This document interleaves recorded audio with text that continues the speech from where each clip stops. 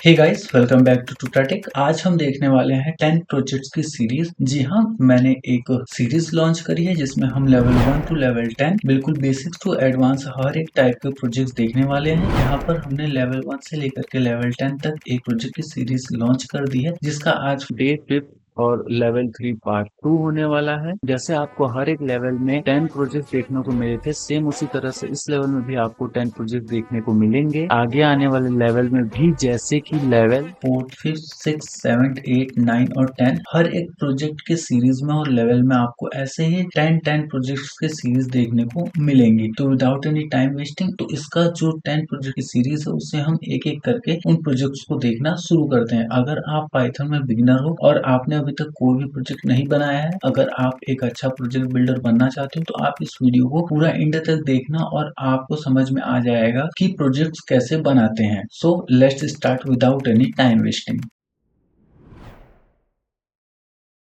Project से tip calculator for restaurant bill equals to, सबसे पहले हमने फ्रूट टाइप कन्वर्टर लगाया, उसके बाद इनपुट फंक्शन का यूज किया और एक मैसेज पास कर दिया, इंटर टोटल बिल अमाउंट। अब इंटर टोटल बिल अमाउंट एक मैसेज पास कर दिया, जब यूजर इसे देखेगा तो वो सिंपली यहाँ पर पूरे बिल को ऐड कर देगा। उसके बाद हमने एक टिप परसेंटेज लगाया, यानी कि कितनी परसेंटेज टिप रेस्टोरेंट का जो वेटर होगा उसे देना होगा, तो उसके लिए हमने फ्रूट टाइप कन्वर्टर लगाया। उसके बाद इनपुट मेथड का यूज करते हुए हमने इनपुट मेथड का यूज करते हुए एक मैसेज पास कर दिया, इंटर टिप परसेंटेज, ठीक है। और उसके बाद सिंपली कॉलन लगा करके ब्लैंक स्पेस और क्लोज। उसके बाद पीपल नाम का एक वेरिएबल बनाया, उसमें इन टाइप का करा और इनपुट फंक्शन का यूज करते हुए split among how many peoples, यानी कि कितने लोग रेस्टोरेंट में खाना खाने के लिए गए हुए। अब इसके बाद बात करते हैं टिप की। तो टिप हमारी कैसे निकली? टिप जो है वो परसेंटेज में है, तो परसेंटेज का सिंपल अमाउंट, मतलब सिंपल का फॉर्मूला होता है हमारा bill into tip percentage divide by 100।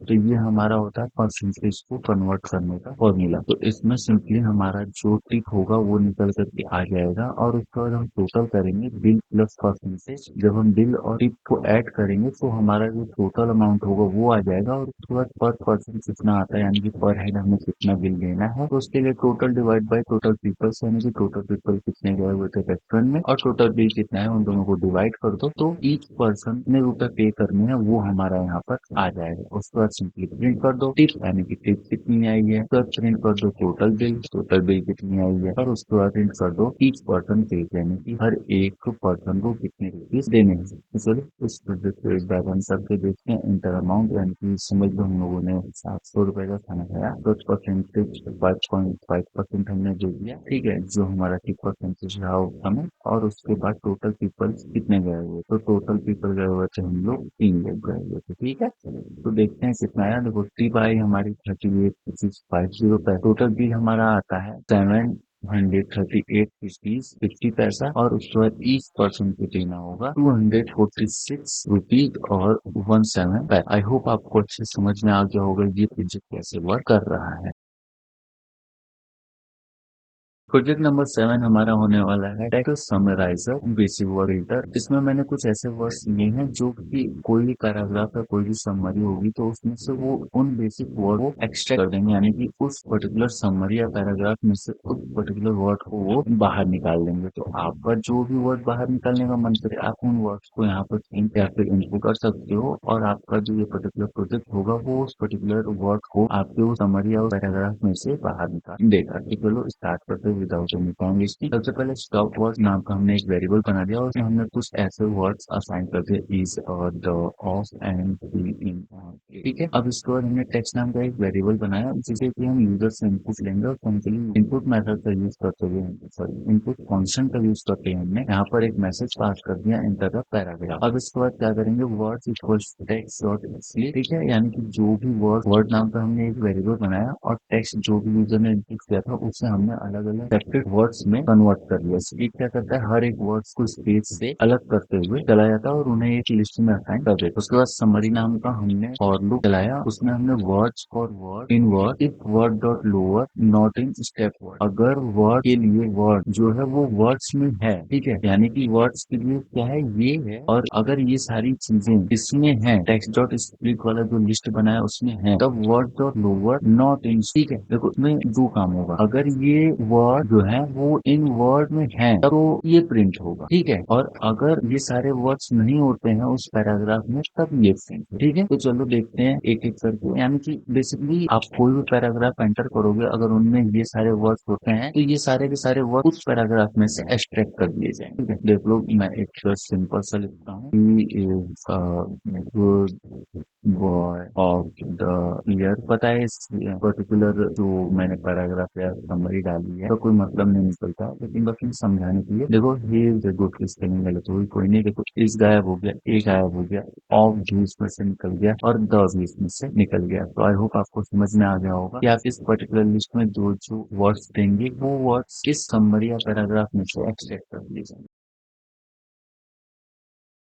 Project number 8 हमारा होने वाला है सिंपल ईमेल वैलिडेटर, यानी कि हमें सब करके बताएगा कि पर्टिकुलर ईमेल सही है या फिर गलत है, यानी ईमेल वैलिड है या फिर इनवैलिड है। तो देखो इसमें सबसे पहले हमने ईमेल नाम का एक वेरिएबल बनाया और इसके बाद सिंपली इनपुट फंक्शन का यूज करते हुए ईमेल एंटर योर ईमेल, यानी कि जो भी ईमेल है आपका वो आप ईमेल एंटर करो। If at the rate means email, ठीक है, यानी कि ईमेल में एट द रेट होता है, एंड डॉट इन ईमेल, ठीक है, यानी कि ईमेल में एट द रेट और डॉट एंड स्पेस, यानी कि एक blank space, not in email, यानी कि एक ब्लैंक स्पेस ईमेल में नहीं है, and email dot index at the rate is less than email dot render dot, ठीक है, रेंडर डॉट। इसका क्या मतलब होता है? इसका मतलब होता है कि जो ईमेल का एट द रेट वाला पार्ट है, ठीक है, वो छोटा है डॉट वाले पार्ट। तब प्रिंट कर दो वैलिड ईमेल और एल्स प्रिंट कर दो इनवैलिड ईमेल। तो अगर हम इसे रन करते हैं तो क्या आएगा, मैं कोई भी ईमेल डाल देता हूँ, जैसे ये हमारा ईमेल हो गया, ठीक है, email at the rate Gmail dot com,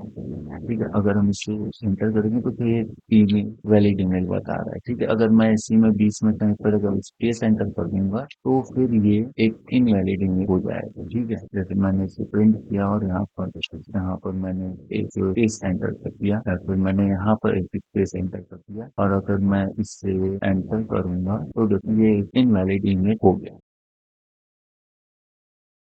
project number 9 हमारा होने वाला है सिंपल अलार्म क्लॉक टैग, यानी कि ये हमारा टैग पे सिंपल अलार्म अलार्म क्लॉक होने वाला है, जिसमें हम इंपोर्ट करेंगे डेट टाइम और टाइम। अब डेट टाइम हमने क्यों इंपोर्ट किया, क्योंकि हमें किसी पर्टिकुलर डेट का अलार्म सेट करना हो सकता है, और टाइम हमने किया कौन से टाइम पे हमारा अलार्म जो है वो बीप करना चाहिए। तो सबसे पहले हमने टारगेट टाइम का एक वेरिएबल बनाया और उसमें इनपुट फंक्शन का यूज करते हुए सेट अलार्म, यानी कि आवर्स मिनट इन 24, यानी कि 24 के फॉर्मेट में आवर्स और मिनट के फॉर्मेट में आप अलार्म की टाइम को सेट कर दो और उसको प्रिंट कर दो अलार्म का वेटिंग, यानी कि अलार्म सेट हो गया और अब इसके बीप करने के हम वेट कर रहे हैं। अब इसके बाद हम एक इनफाइनाइट लूप प्रिपेयर करेंगे जिसमें हमने वाइल ट्रू का यूज किया है। Current time date time dot now dot H T R time और percentage X colon percentage M. अब ये हमारा फॉर्मेट होता है डेट टाइम का, और एच टी आर टाइम क्या करेगा हमारा स्ट्रिंग एफ टाइम, और नाउ फंक्शन क्या करेगा हमारा डेट टाइम, यानी कि करेंट डेट और करेंट टाइम क्या हो रहा है ये उससे डिनोट करेगा, और डेट टाइम हमारा जो मॉड्यूल था वो हो गया, ठीक है। और हमारा ये डेट टाइम क्या हो गया, ये क्लास हो गया, फिर हमारा मेथड हो गया, ठीक है। अब इसके बाद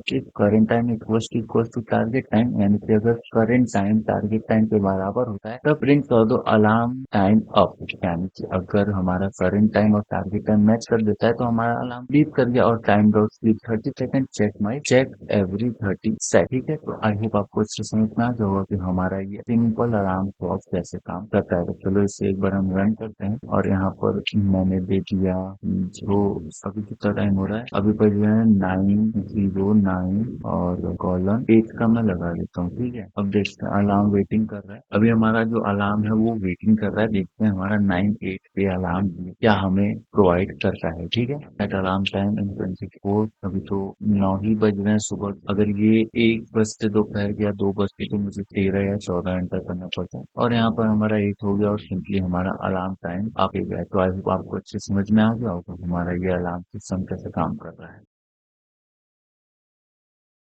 प्रोजेक्ट नंबर 10 हमारा होने वाला है basic file render tool. Basic file render tool क्या करेगा हमारे, ये हमें फाइल को ढूंढ कर देगा, यानी कि अगर हमारे इस प्रोजेक्ट में कहीं कोई फाइल अवेलेबल है तो वो उस फाइल को हमें ढूंढ करके देगा। तो सबसे पहले देखो कैसे हम इस प्रोजेक्ट को बनाएंगे। तो सबसे पहले हमने फाइल नेम का एक वेरिएबल बना लिया। अगर आप चाहो तो फाइल और नेम के बीच में स्पेस दे सकते हो, और उसके बाद आपको यहाँ पर भी देना पड़ जाएगा ताकि थोड़ी सी रीडेबिलिटी बढ़ जाए, है ना, हमारे प्रोग्राम की। बस अब ये सही है, सारी चीजें अब सही से काम करेंगे। फाइल नेम इनपुट फंक्शन का यूज करते हुए हमने inter file name with dot TXT यानी कि इसके एक्सटेंशन को भी हमने यहाँ पर शोकेस कर दिया कि आपको डॉट टीएक्सटी की हेल्प का ही फाइल यहाँ पर इनपुट करना है। और उसके बाद ट्राई और एक्सेप्ट यानी कि एक्सेप्शन हैंडलिंग का यूज करते हुए हमने विद के साथ ओपन फाइल नेम और फाइल को हमने पर्टिकुलर आर मोड में यानी कि रीडिंग मोड में ओपन करा है एज फाइल, यानी कि इसे हमने एक वेरिएबल में स्टोर कर दिया है एज करके।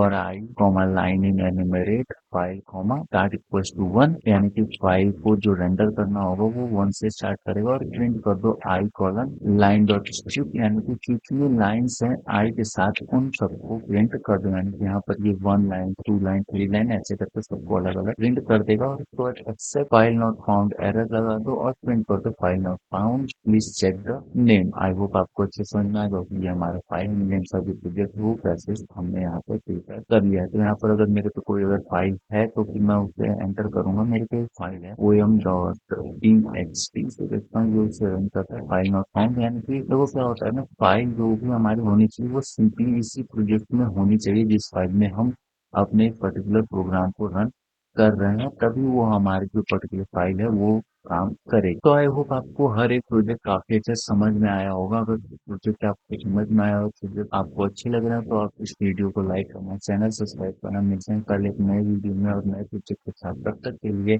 Bye bye, take care and Radhe Radhe.